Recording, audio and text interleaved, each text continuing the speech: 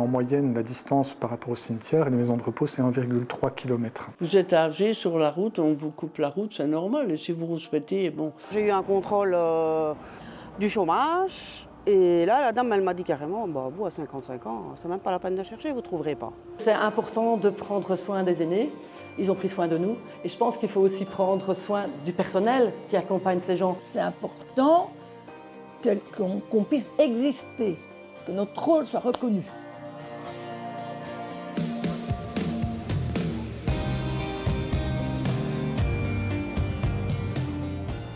Marginalisés, infantilisés, invisibilisés, les seniors sont particulièrement touchés par l'agisme. Ils sont en proie à des stéréotypes tenaces pesant sur leur dignité, et ce, dès 55 ans. Les conséquences de ces discriminations sont nombreuses. Parmi elles, obstacles à l'emploi ou encore soins et services inadaptés. Pour tenter de comprendre et imaginer des pistes de solutions, nous avons été à la rencontre de profils diversifiés. Pour nous servir de guide, 3 femmes. Donatienne, qui travaille en maison de repos et combat ses pratiques au quotidien. Nadine, qui rencontre de sérieuses difficultés pour trouver un travail. Et Françoise, militante et distributrice du journal Le Gang des Vieux en colère. Enfin, Stéphane Adam, professeur d'université spécialisé en la matière, apportera son regard d'expert sur le sujet. Ils nous feront donc nous interroger sur cette question. Agisme, les seniors au rebut.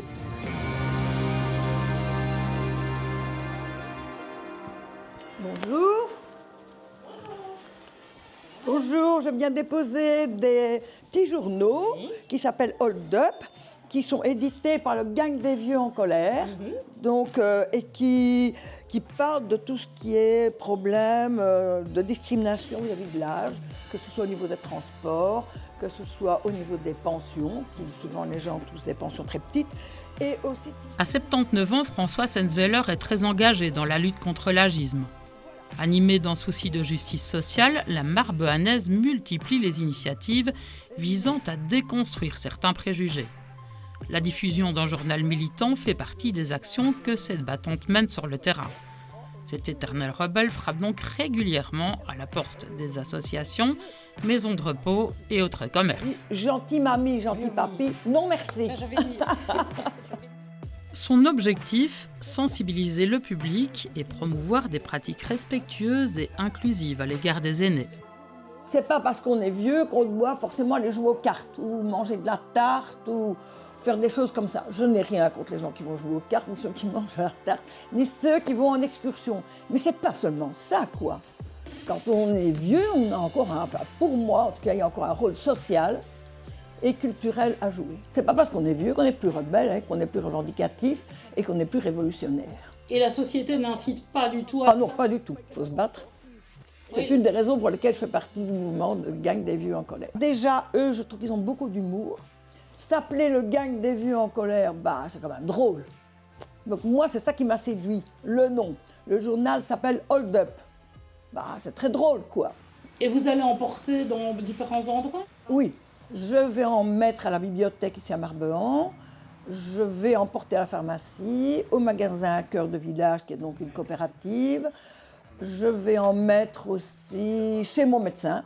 Je vais en porter à la maison de retraite à AB.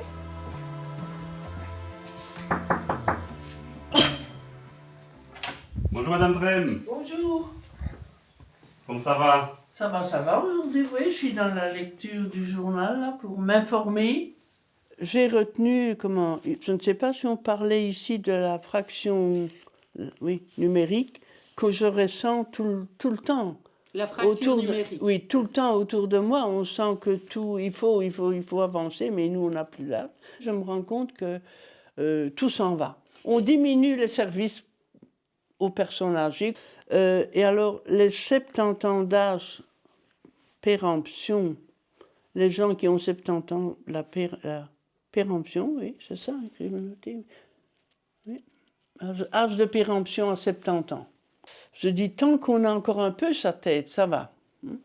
On contrôle ses médiums, ouais. Mais le jour où on n'a plus sa tête, à 70 ans, on dérange. Voilà, il y a des personnes ici qui me disent, j'ai des enfants, je les dérange. J'entends autour de moi, ben oui, les enfants, ils n'ont pas le temps, ils ne viennent plus, il y a ci, il y a ça. Voilà, je ne sais pas. Elles disent, ben, on est ici, ben, ils ont la paix, quoi. C'est la vie qui veut ça, c'est tout le monde. Je ne sais pas ce qui se passe.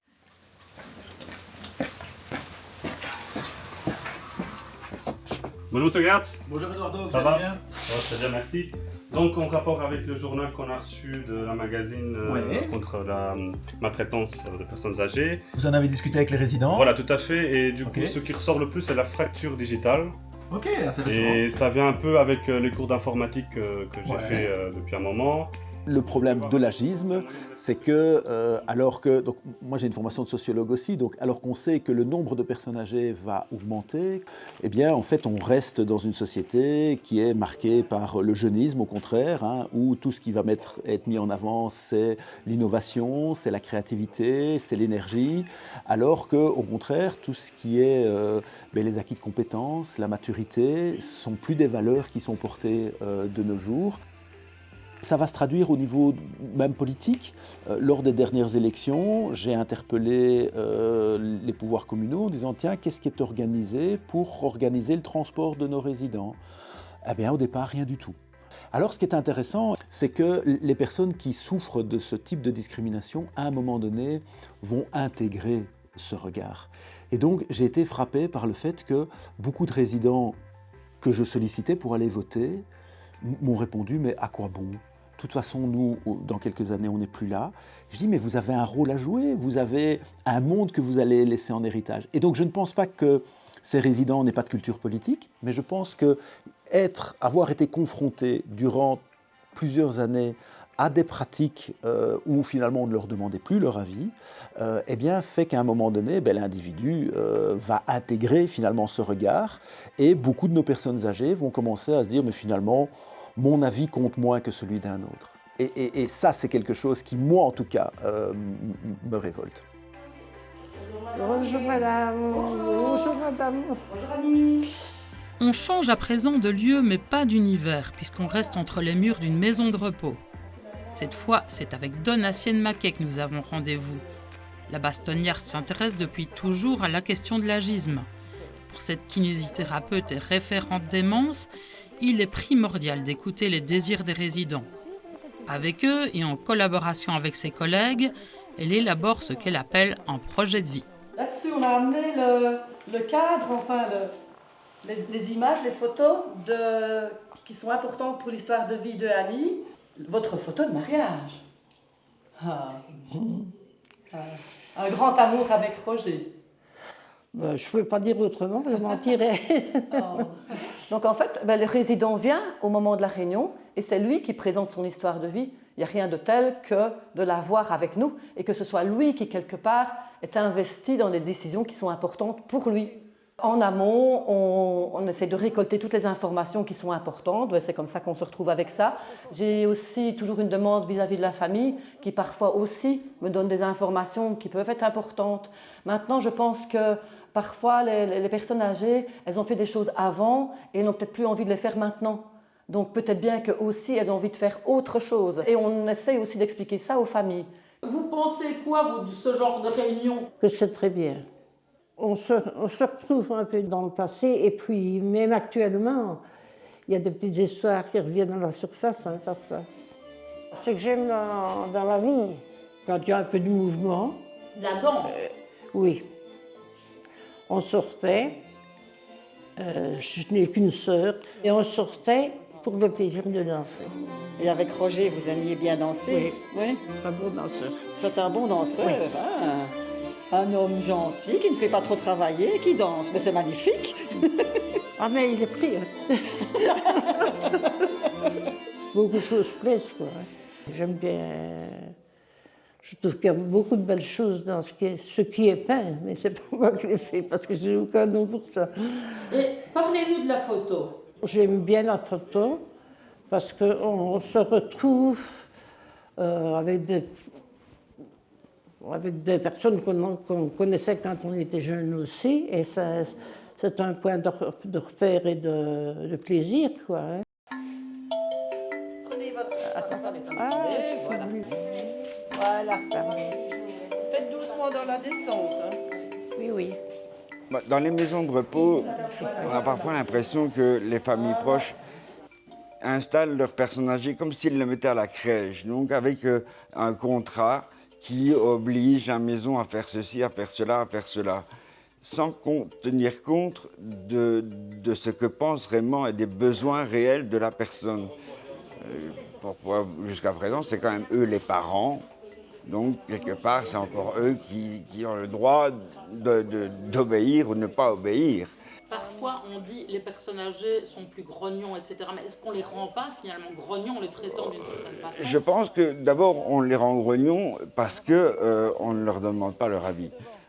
Comme je dis, on ne les prépare pas à une entrée en maison de repos, pour autant qu'il y ait moyen de préparer une entrée en maison de repos, comme on peut préparer l'abandon de toute une vie et le réduire à une seule pièce. Voilà. On ne les considère plus forcément comme des personnes, on les considère comme des résidents, comme des patients, on les considère comme des gens malades, comme des pathologies parfois, mais on prend de moins en moins la globalité de la personne. Mon projet que j'ai en tête, et j'y travaille avec Donatienne et avec d'autres, c'est enlever l'uniforme de soins. C'est que le personnel vienne travailler en civil pour enlever justement ce côté médical qui, du côté de l'architecture de la maison de repos, ça ressemble déjà avec des longs couloirs, hôpital, etc. Mais enlever tous les signes qui peuvent rappeler la maladie ou qui peuvent rappeler la vieillesse, des chaises roulantes qui traînent dans les couloirs. On en a besoin des infirmiers, on a besoin des aides-soignantes qui sont là aussi pour apporter du soin. Mais si on pouvait déjà enlever tout ce qui rappelle vieillesse égale maladie, voilà, et donc faire vraiment de cette maison de repos et de toutes les maisons de repos, des maisons de repos de vie et donner de la vie aux années et pas des années à la vie.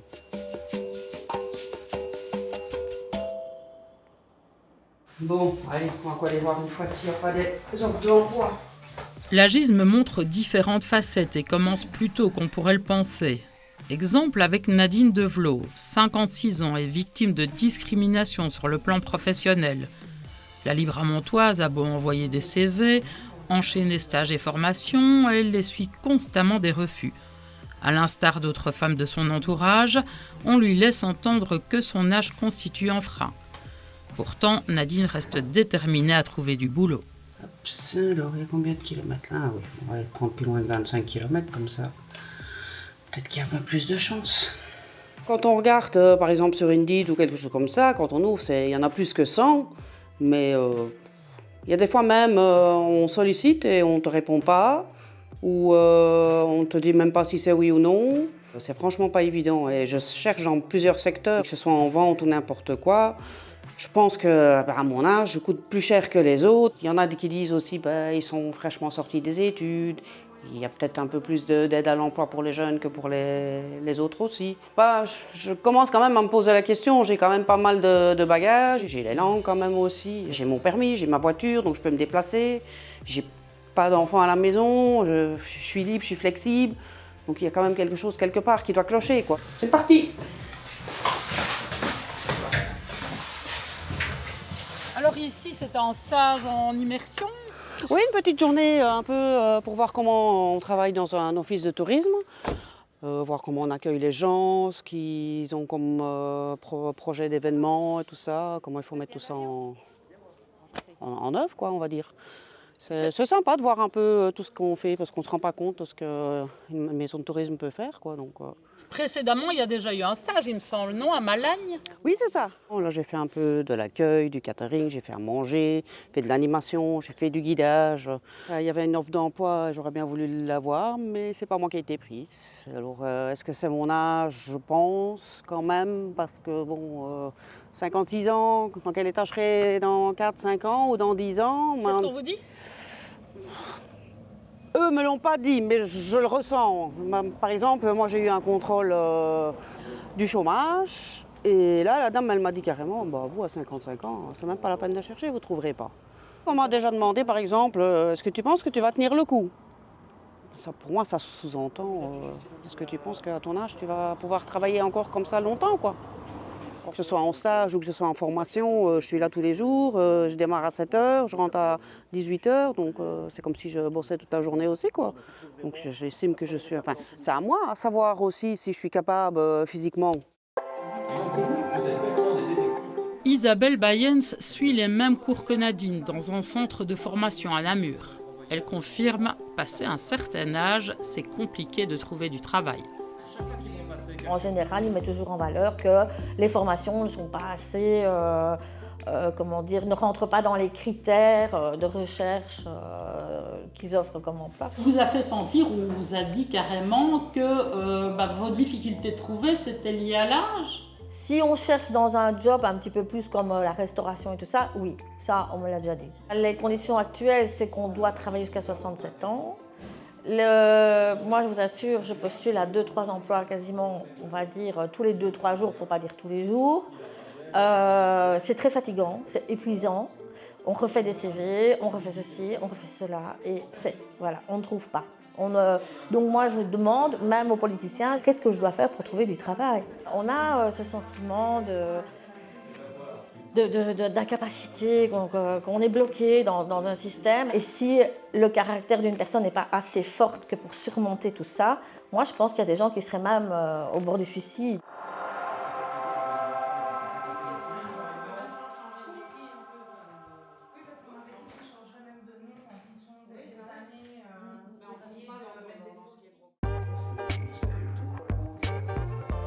Stéphane Adam, professeur de psychologie du vieillissement, maîtrise parfaitement le sujet de l'agisme. Le chercheur, de renommée internationale, organise régulièrement des conférences sur cette thématique. Son objectif, changer le regard de la société sur le vieillissement. Stéphane Adam cite 2 secteurs dans lesquels l'action est prioritaire, les maisons de repos ainsi que le médical et paramédical. Il évoque également les nombreux stéréotypes qui circulent sur les aînés.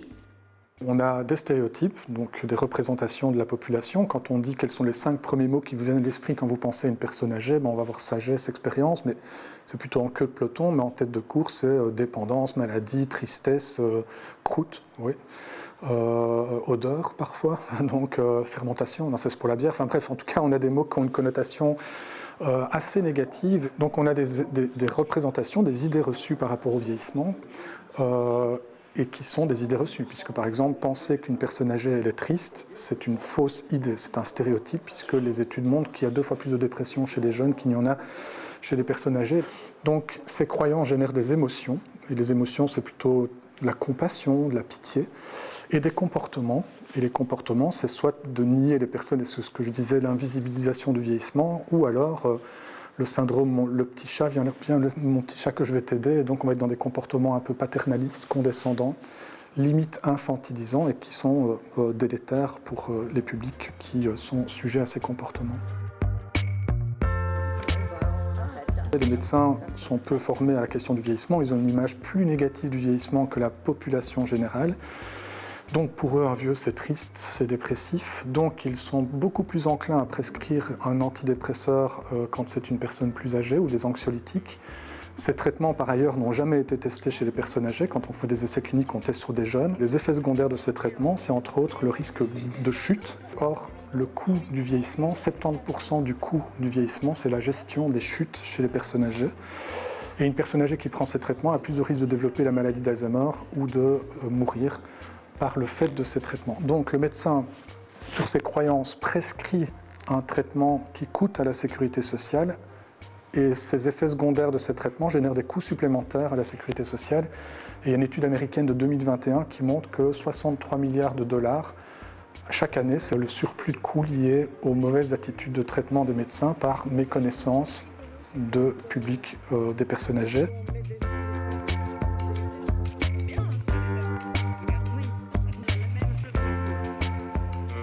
On parle de l'invisibilisation du vieillissement, je prends dans les médias par exemple, on sait qu'aux États-Unis par exemple 20% de la population aux États-Unis ont plus de 65 ans et pourtant ça ne représente que 1,6% des personnages que l'on va voir à la télévision, présentateurs et autres acteurs ou autres dans les médias.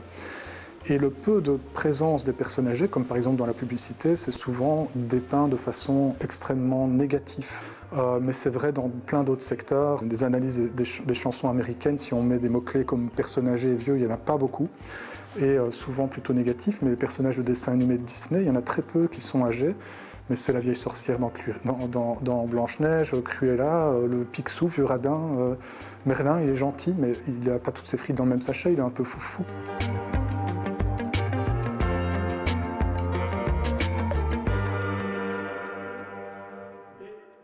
Ce qui me touche le plus d'une façon générale dans l'agisme, c'est l'importance du phénomène. C'est les conséquences de ce phénomène, tant au niveau de la santé physique qu'au niveau de la santé mentale. C'est l'importance des conséquences de ce phénomène pour la société en général, même et surtout, quelque part, au niveau financier. J'ai 55 ans, donc je viens d'apprendre il n'y a pas longtemps que je faisais partie déjà des aînés. J'avais déjà dans ma tête, puisque je suis entrepreneur, envie de faire, je vais l'appeler un home, mais ça ne s'appellerait pas comme ça, mais pour moi, avec des amis, en se disant, tiens, on va faire notre endroit de fin de vie ensemble, et ça fait 15 ans que j'y pense, et c'est vraiment quelque chose qui maintenant me saute encore plus aux yeux en ayant entendu ça.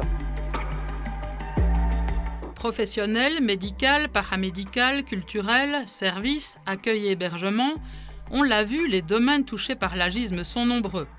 Heureusement, les lignes bougent grâce à des personnes comme Donatienne, Nadine, Françoise et Stéphane Adam. Leur combat et celui de ceux qui luttent contre ce fléau est nécessaire, car c'est notre économie et la santé mentale de tous les citoyens qui sont en jeu. Afin d'enrayer le fléau, les autorités politiques doivent rapidement prendre le problème à bras-le-corps. Et des actions concrètes doivent être mises en place. L'augmentation du nombre de maisons de repos et de soins, le refinancement des soins à domicile et la création de formations adaptées sont autant de pistes de solutions. Mais c'est aussi et d'abord notre regard sur la vieillesse qu'il faut changer, car c'est notre avenir à tous qui se joue.